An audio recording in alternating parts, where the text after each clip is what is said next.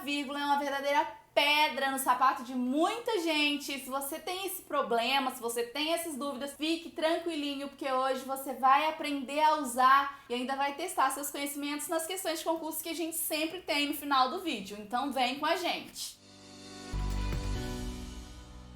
Oi, gente! Para você que não me conhece, meu nome é Nubia Soares, eu sou professora gratuita para você aí que está estudando para sua prova, para o seu concurso.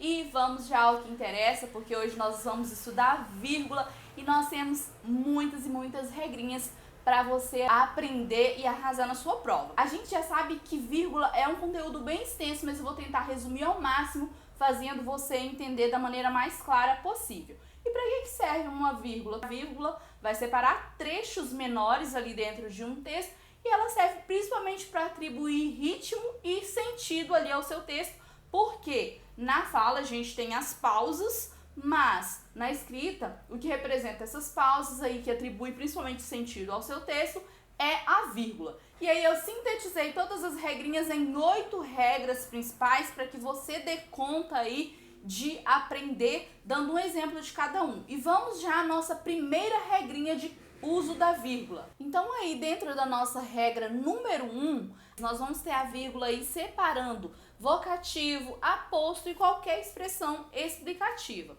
O que seria um vocativo? De forma simples aqui para vocês, vocativo é aquela palavrinha que eu uso para chamar, para invocar alguém. Então se eu digo, mãe, já fez a janta? Esse mãe aí, que é com quem eu estou falando, é o meu vocativo.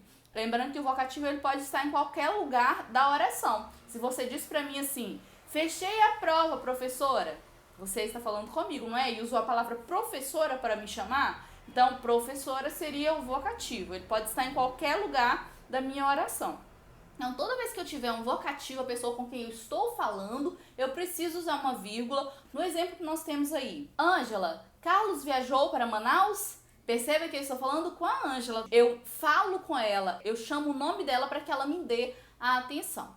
No segundo caso aí, separando o aposto. O aposto seria uma explicação de um termo anterior. Essa separação aí que vai estar intercalada sempre entre duas vírgulas, né?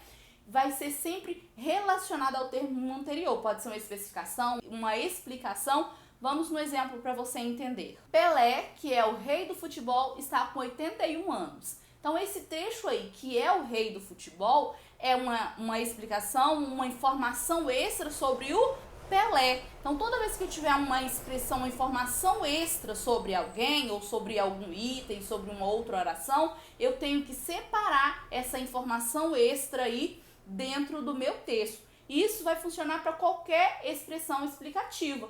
Se eu pego o mesmo trecho anterior e falo, Carlos, entre vírgula, marido de Ângela, viajou para Manaus. Perceba que marido de Ângela é uma explicação sobre quem é o Carlos. É um aposto, por isso sempre entre vírgulas. E o nosso último exemplo aí, todas essas expressões explicativas, ou seja, e isto é, que são as principais, precisam estar sempre entre duas vírgulas, elas precisam ser completamente separadas ali. Ou seja, isto é, memorize isso porque é muito importante, sempre entre duas vírgulas. Na nossa regrinha número 2, a vírgula ela serve para separar enumerações, repetições e termos com a mesma função sintática. Vamos lá, cada um desses itens. O que é enumerar, professora?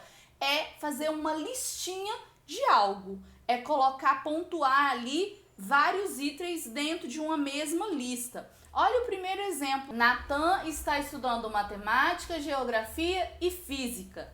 Perceba que matemática, geografia e física está na lista do que o Natan está estudando. Então eu vou usar a vírgula para separar aí esses itens, essas enumerações. Lembrando que entre os dois últimos itens eu sempre vou ter a conjunção, o i aí de preferência, e o i ele marca o final de uma lista. É por isso que eu não uso a vírgula ali no final entre os dois últimos elementos de uma enumeração. Segundo exemplo, aquela prova foi muito fácil. Muito difícil. Então imagina só, eu estou repetindo aí o muito, o advérbio aí de intensidade. Se eu estou repetindo a mesma palavra, eu vou precisar usar aí uma vírgula para separar essa repetição. O terceiro caso, termos com a mesma função sintática, se enquadra também no primeiro, que é no caso das enumerações. Se você analisar aí o exemplo, você vai verificar que funciona basicamente da mesma forma. Jabuticaba, manga e coco são suas frutas favoritas, são suas frutas preferidas. Então perceba que jabuticaba, manga e coco também são ali itens que funcionam, têm a mesma função sintática, todos eles ali estão funcionando como sujeito, um sujeito composto aí da minha oração. Portanto, se ele tem a mesma função sintática, todas essas palavras elas vão ser separadas por vírgula. E na nossa regra número 3, nós temos a vírgula aí marcando a supressão, a inversão ou termos deslocados. Como assim, professora? Toda vez que eu suprimi, ou seja, deveria ter uma palavra ali, mas eu não coloquei, não escrevi essa palavra, eu deixei subentendido. Eu suprimi uma palavra, então eu preciso marcar essa supressão com uma vírgula. Toda vez também que eu tiver aí uma inversão na ordem original, na ordem que deveria ser da oração. A ordem normal de uma oração é sujeito, predicado, sujeito, verbo, complementos. Se não tiver nessa ordem, se alguma palavrinha estiver fora da ordem, se eu colocar um sujeito, se eu colocar alguma coisa fora da ordem, eu preciso marcar essa inversão da ordem ali da minha frase com vírgula. E também qualquer termo deslocado, se eu tiver alguma adjunta de nominal, uma adjunta de verbial fora aí do lugar, no início, iniciando frases aí, você sempre vai marcar isso com uma vírgula. Vamos ver o exemplo para você entender melhor o que é essa supressão e essa aí inversão de palavrinhas aí dentro da sua oração. O primeiro exemplo, Natanael é cabeleireiro, Leandro motorista. Perceba que na minha primeira oração eu tenho o verbo é, Natanael é. Mas na minha segunda oração eu suprimi esse verbo, eu não coloquei Leandro motorista. Perceba que você entende que é o verbo ser, né? Porque o ideal seria Natanael é cabeleireiro, Leandro é motorista. Mas eu posso simplesmente suprimir aí essa palavra, esse verbo, para não haver repetição. Mas eu preciso marcar sempre com uma vírgula. Quando voltar de viagem, avise-me. Isso aí já é uma oração adverbial que está aí na ordem diferente, numa ordem inversa. Porque perceba que quando eu tenho um período composto por subordinação ou por coordenação, geralmente a oração principal vem primeiro e a oração que vem depois é a oração que começa com o conectivo. Você percebeu aí que eu estou começando meu período com o conectivo quando? Que está indicando o tempo? Então, é porque minha oração, meu período está invertido. O real dessa frase, a ordem normal e canônica desse período seria avise-me quando voltar. Mas aí eu inverti essa ordem. Quando voltar, avise-me. Por isso eu preciso marcar com uma vírgula. Último exemplo dessa regra, a matrícula ainda não fiz. Perceba que o normal dessa oração seria ainda não fiz a matrícula, mas eu trouxe essa palavra matrícula cá para o início para eu enfatizar essa palavra. Eu posso fazer isso, eu posso alterar a ordem para enfatizar alguma palavra. Isso é bem comum na literatura, principalmente em poemas. Mas quando eu fizer isso, eu alterar a ordem de um elemento, quando você perceber ali que alguma palavra não está na ordem natural dela na frase, vai ser necessário ser marcado ali com uma vírgula, esse deslocamento de alguma palavrinha, de algum trecho ali da sua oração. Na nossa regra número 4, nós temos a vírgula separando aí os termos de datas e de endereço. Nas datas, nós sabemos que o nome da cidade aí vai sempre estar, quando eu estou iniciando uma carta ou estou finalizando algum documento, o nome da cidade sempre deve ser separado por vírgula. E também, quando eu tenho aí um endereço, o número também vai ser sempre separado por vírgula. Isso já é comum, eu acredito que você já tire de letra. Vamos para a nossa quinta regra, que é o uso da vírgula separando orações assindéticas. Síndeto significa conjunção, conectivo. Então, uma oração assindética, um período composto ali sem síndeto, seria sem conjunção. Orações ligadas, mas sem o conectivo. Então, toda vez que eu tiver aí várias orações, mas que eu não tiver um conectivo, uma conjunção ligando essas várias orações, eu preciso marcar com a vírgula. Vejamos o exemplo. A energia acabou, ficou muito tarde, não lavei a roupa.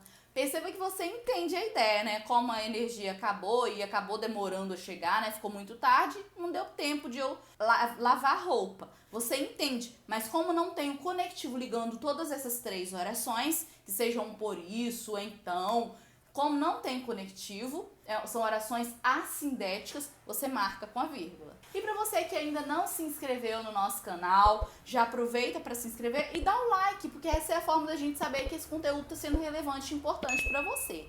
Não deixe de se inscrever, não custa nada e eu tenho certeza que você vai aprender muito com as nossas aulas. Na nossa regrinha número 6, a gente vai ter aí a vírgula iniciando orações adversativas e orações conclusivas também.